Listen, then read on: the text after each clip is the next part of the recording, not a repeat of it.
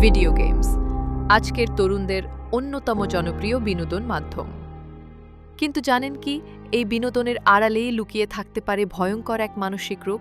আমি আজ আপনাকে জানাবো ভিডিও গেমস কিভাবে আমাদের মস্তিষ্কের ক্ষতি করছে, কিভাবে এটি বিষণ্ণতা, উদ্বেগ, একাকিত্ব এবং আসক্তির জন্ম দিচ্ছে। চলুন শুরু করা যাক।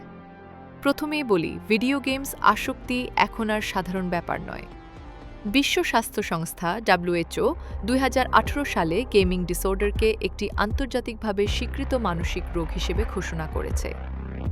গেম খেলতে খেলতে কেউ যদি সময়ের হিসাব ভুলে যায়, বাস্তব জীবন ভুলে যায়, এমনকি পরিবারের সঙ্গে সম্পর্ক দুর্বল হয়ে যায়, তবে তা শুধু অভ্যাস নয়, আসক্তি।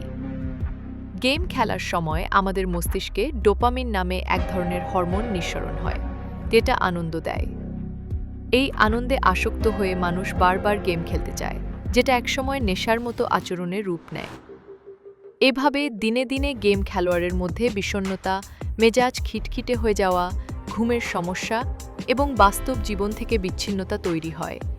আর যদি গেমটি হয় সহিংস ধরনের, তবে সমস্যা আরও বড়।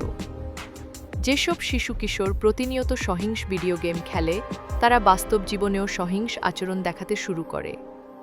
সহজে রেগে যায়, ধৈর্য হারিয়ে ফেলে, এমনকি বন্ধু-বান্ধবের সঙ্গে খারাপ ব্যবহার করে। আবার অনেকে রাত জেগে গেম খেলে, ফলে ঘুমের ব্যাঘাত ঘটে।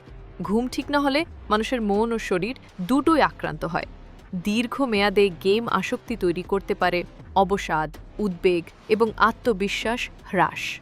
সমাধান কি? 1. প্রতিদিন নির্দিষ্ট সময়ের বেশি গেম না খেলা। 2. বিকল্প বিনোদন খোঁজা, যেমন খেলাধুলা, বই পড়া।